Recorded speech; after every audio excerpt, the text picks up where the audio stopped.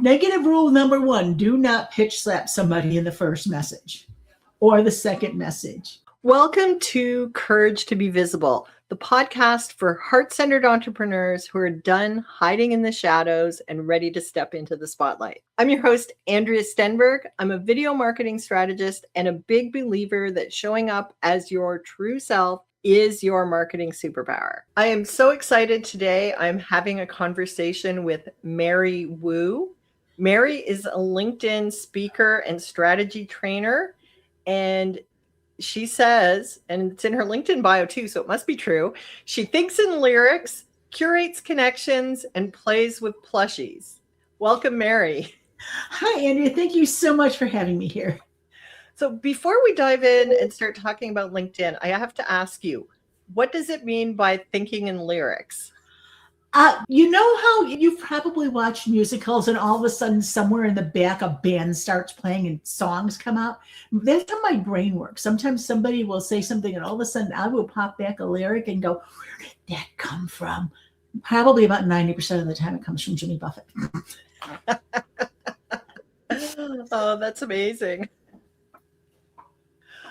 So one of the reasons I really wanted to have you on is because you are a LinkedIn expert, and I love LinkedIn. I've been on LinkedIn since back when it was in beta and you had to get an invitation and there were like no photo, little teeny tiny thumbnail photo. There was no news feed. Like it was just an online resume, but it has changed a lot. So why do you love LinkedIn so much?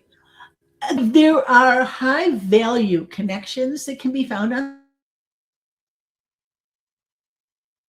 a day. So, you can have interactions with people all the time. And like in the US specifically, most of the people on LinkedIn are earning over $125K a year. And most of the people on LinkedIn are college educated. And most of the C-suite people, if that's who you're looking for, are on LinkedIn. So and we like longer content on LinkedIn. All right. Now, I know a lot of people think, okay, LinkedIn is for looking for a job, but you and I know it's more than that. So for people who have a business and they're not looking to connect with C-suite, how is LinkedIn valuable for people like us? A lot of times it depends on exactly the business. So right now we're on a podcast, and I've had clients that had podcasts before who said they found most of their guests on LinkedIn. It's kind of where high value people hang out, and it's easier on LinkedIn to research somebody. So if somebody reaches out and says they want to be on your podcast and you can find them on LinkedIn, have they been on other podcasts before? If they have, and if they've been a guest, have they put this somewhere so that I know they're going to, shout me out? What kind of recommendations do they have? Who are they connected to that I'm connected to? It really is such a great way to kind of cyber stalk somebody and find out in the good way and find out who they are and what they're about. I love that. So I was cyber stalking you today and looking at your LinkedIn profile, and you did a post the other day that kind of matches my experience. And it started off with saying, are people too personal on LinkedIn now? And you talked about, and it's a great story because I have the exact same story for me, but tell your story about your experience of being personal on LinkedIn, because a lot of people think it's all business, it's serious. We're in 2026 right now, and there's a lot more AI, and we're hungering for human connection. So when you find out somebody has some humanity to them, it just really makes them more attractive. Every year on May 1st, and the first time I did this, I was really surprised at the results. I just celebrate that it's my wedding anniversary. We have been married now for, 33 years. And the past couple of years, I put it kind of in the form of a LinkedIn bio. How would I be talking about this gig on my LinkedIn bio? And people react wonderfully to it. It is my highest performing post almost every year. The ones that have beat it out are the year that I put a training session with my dog showing him how to use the door flap, and the year I talked about my grandson. So, but this does not work if it's all you ever talk about. And what it amazingly does work for is reminding the people that I've known from my real life for a long time, the people I've connected with that go to my church, that I'm here, I'm professional. And yeah, you know me because you might have been at that wedding or you might have met the grandkid. Well, and I've had a similar experience, and because I'm a LinkedIn OG, and I've been on since the early days. For a long time, I never posted anything personal. And one year, for whatever reason, I decided to take my annual anniversary post that I post on Facebook and post it on LinkedIn. I don't know why I did. And I had the same experience that the highest performing post, I got lots of reactions and also comments. But where my experience is a little different from yours is most of the people who commented weren't people from my personal life. And a lot of them were people that I'd never actually had a conversation with before, other than the initial connection on LinkedIn. And I was really excited about that because it gave me an opportunity to start having conversations with my own network. And that's the great thing, when people comment on your post, you're welcome to go now and dive things a little deeper in the DMs. The DMs are highly underused. I agree. So let's talk about the DMs, because I think you're right. Like it's very powerful, but people don't know how to use it properly.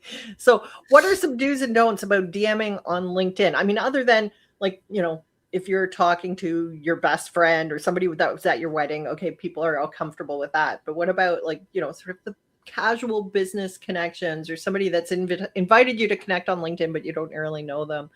What are the rules of engagement for that kind of stuff? And negative rule number 1, do not pitch slap somebody in the first message or the second message. Do not lie. I had somebody pitch slap me and we were talking a couple of weeks ago and I wanted to get back to you and I'm looking at my LinkedIn, not there, my email, not there. We've never talked. Why are you lying to me?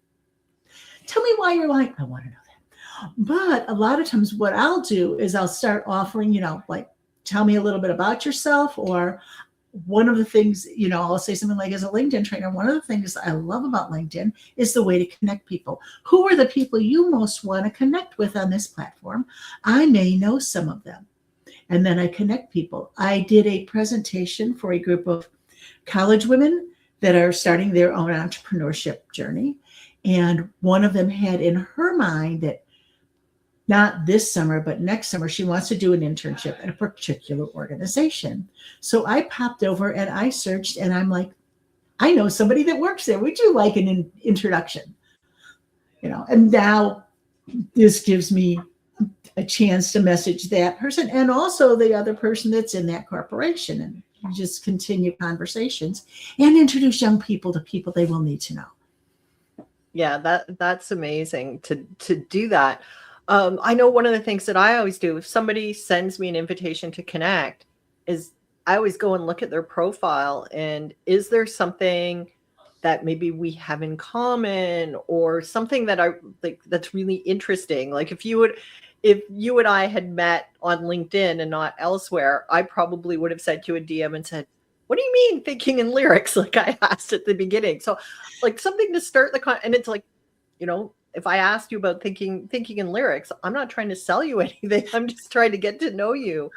One of the things that surprises me is how often people don't respond to those. What's going on with that? If you look, I was actually going to send somebody a message today and didn't because I looked at their profile and they haven't posted in 4 months. Likely, if I send them a message here, they're not going to respond. But LinkedIn gives you the information. When was the last time they posted? When was the last time they commented? Some people never post, but just comment once on things. And they're there and they're active. I know one person who rarely posts, but she's always reacting to posts. She's always commenting on posts and she's always sending DMs. Yeah, I think that's really, really valuable. And I know it's one thing that I've started doing is, if I go and look and see they clearly haven't been on LinkedIn in months, why would I spend the extra time to try to reach out to them? And I love what you said though, that you don't have to be posting all the time on LinkedIn for LinkedIn to be effective. And that's one of the questions like people always ask about all the social media platforms. How often do I have to post? So what's the rule of thumb?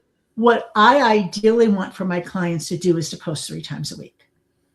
Maybe once or twice during the week, once on the weekend. One of my clients has found that LinkedIn is a little more comfortable on the weekends. It's a little more relaxed. And she's been getting really great connections from the more informal posts she's been doing there. And she's like, I didn't believe this. You told me this, and I'm glad I'm finally working with you. I'm like, Rhonda, how many years did I mention this? I love that, because I've learned something new, because I learned about 6 months ago that when I send an email on Sundays, that's the highest open rate of any other email.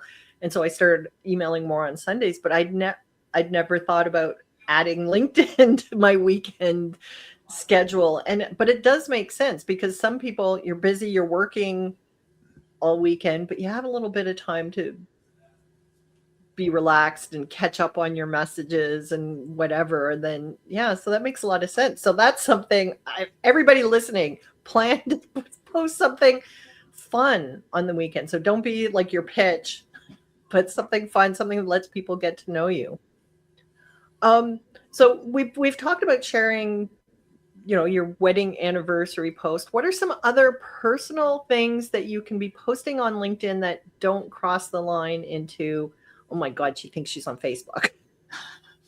It's really, a lot of it depends on your comfort level, because we want an authenticity, and there are some people that just are a little bit more, you have a little bit stronger boundaries, so they wouldn't, if you would be uncomfortable saying something. However, there are also people who will overshare on any platform, and that kind of goes a little too far. But a lot of times I will share something personal, but try to bring a little knowledge base into it. So like with the wedding anniversary, but also making it a LinkedIn bio, or with the dog going through the door and explaining how it's part of the client journey. You have to that door is hard to get through. You have to put something on the other side of that door to make it worth getting to. So if you can, and then sometimes it's just, well, like I became a grandmother today, and this is my grandbaby, and it was not anything, I did not relate it to business. It was just like, I've been busy the past few weeks. If you haven't heard from me, well, tough noogies. But yeah, and I love that, because that builds such a connection. Because even people who aren't grandparents, we all had grandparents, and so everybody understands what a big milestone that is. And like you said, it shows you're a real person, not just generating AI stuff. So for the business side of things, because I mean, most people are on LinkedIn because they want to grow their business.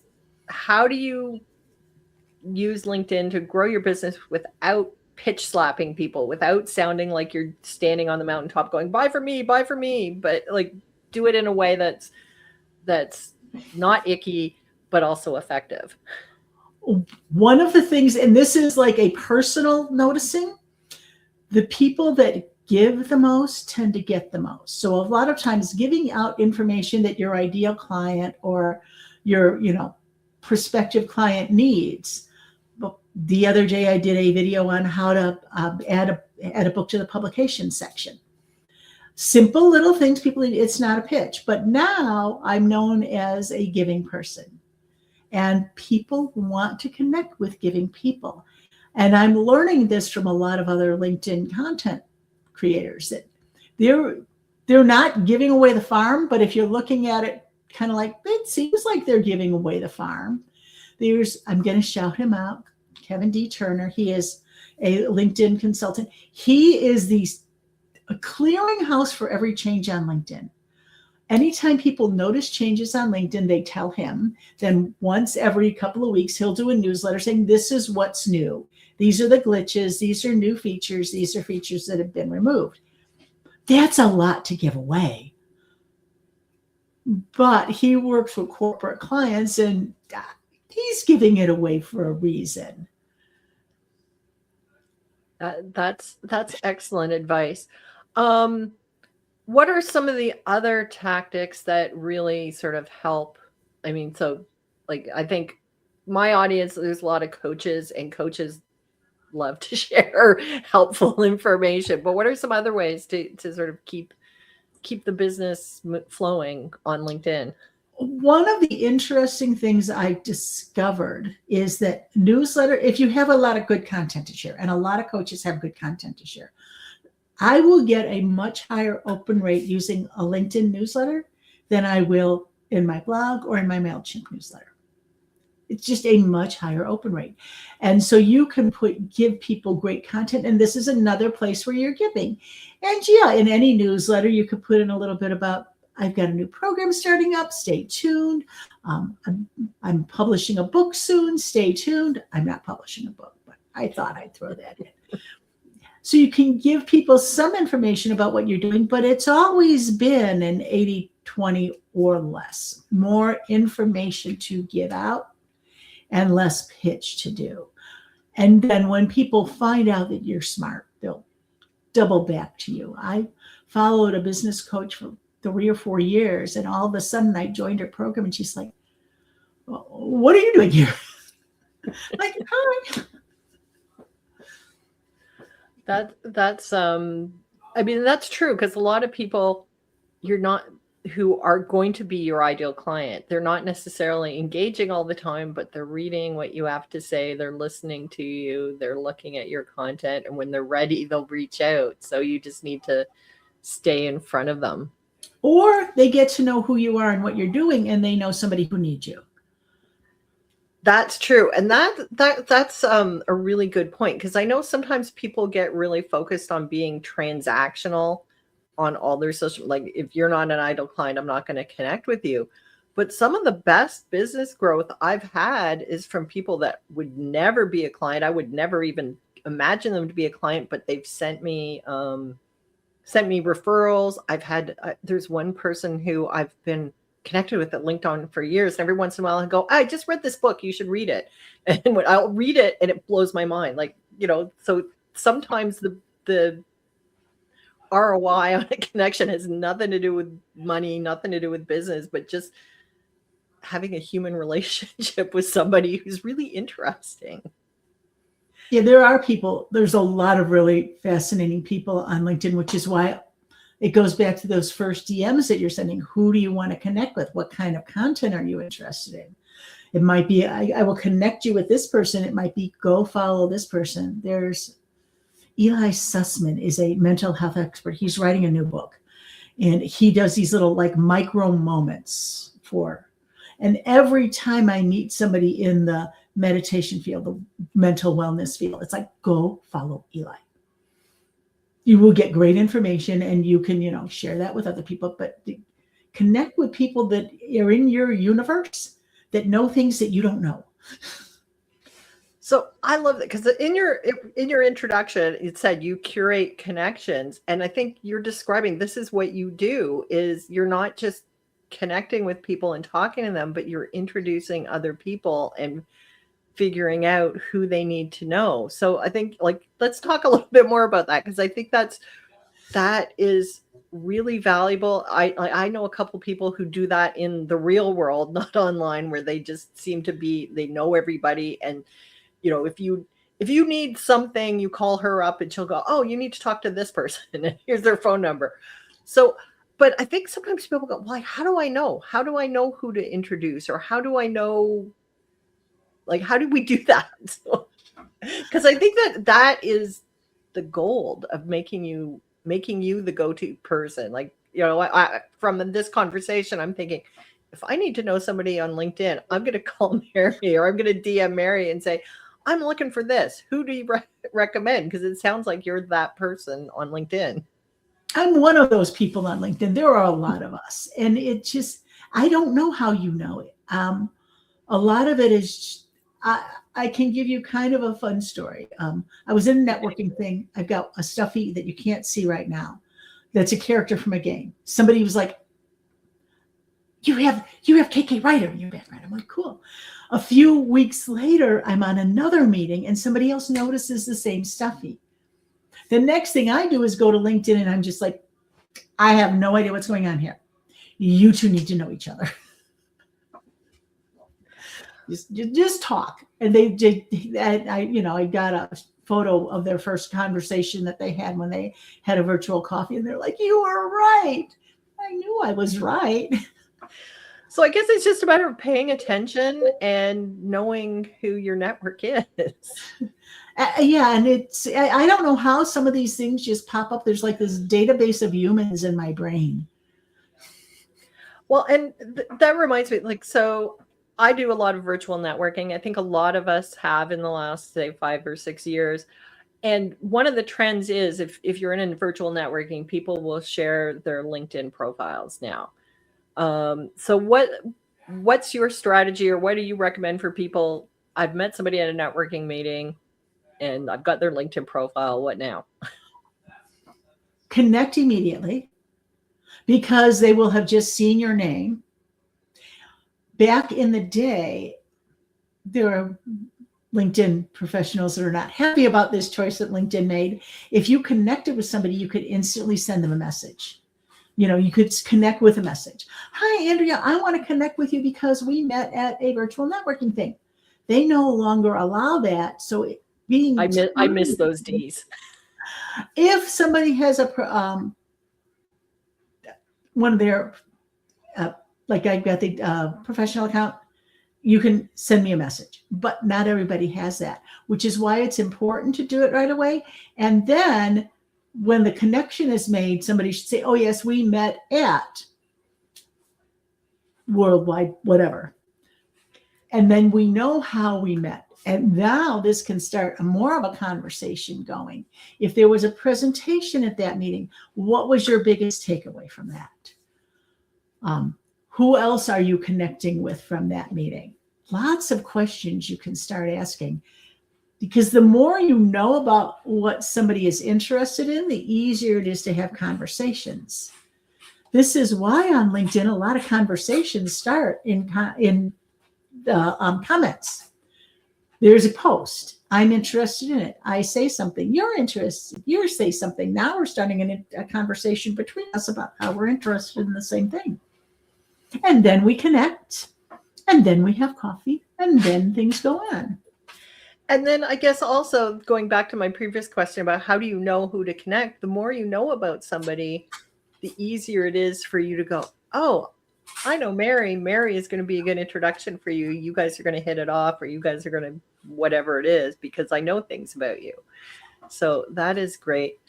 Before we wrap up, I want to talk to you about video on LinkedIn, because I know you're posting videos on LinkedIn, and if once you're done listening to this podcast, go and check out Mary's profile, because she models what she teaches, and she's got video on there. What are your thoughts about video on LinkedIn? Video has gotten a lot more activity on it. In the last Microsoft year-end update, or whatever it is they call it, they were mentioning that video is getting a lot more attention. The rule with video is the same as the rule with posting. People on LinkedIn, I like to say most folks on LinkedIn have an attention span longer than that of a goldfish. So they will stay for a 3 or 4 minute video, but you've got to grab them in the first 6 seconds. And because we are, as we mentioned before, hungry for human connection, doing videos with you talking, now we absolutely know that ChatGPT might have written up some notes, but there's a real human talking. My husband loves to watch YouTube videos, and sometimes he'll watch YouTube videos where it's an AI voice. You can clearly tell it's an AI voice. You can't see a face. Or this one guy who, for whatever reason, has a mask on his face. It's like, I want a real human. Yeah, so absolutely. I agree. Guess what? We're all going to stumble over words, which is another great reason to do videos. So people can go back and look and go, oh, she stumbled over her words too. It's okay. Absolutely. So I feel like we could talk for like another hour about LinkedIn, but I promised I wouldn't keep you here this long. If people are loving this and want to go check out your LinkedIn profile or check out more about you, where can they find you? www.marywooVA.com. On LinkedIn, look for Mary A. Wu, and then look for a profile photo of somebody that doesn't look like they should have the last name of Wu. There are lots of Mary Wus in the world because Wu is like Smith in China. So, sometimes people have had trouble finding me, so I've stuck my middle initial in there. And I very clearly do not look like I should have the last name of Wu. And that's okay. I've been married for 33 years. I earned it. You earned it. Yes. And I will have the link to Mary's website and LinkedIn in the show notes. So go and check her out and go look at her. Not everybody has an interesting, when you look at their employment history, but she's got one. I'm not going to say what it is to make you have to go and check it out because it's a lot of fun. And I looked at it and I thought, oh, this is great. Tells you a lot, I think, about Mary's personality. So Mary, thank you so much for this conversation. It's been a lot of fun. Everybody go look at Mary's profile and send her an invitation to connect.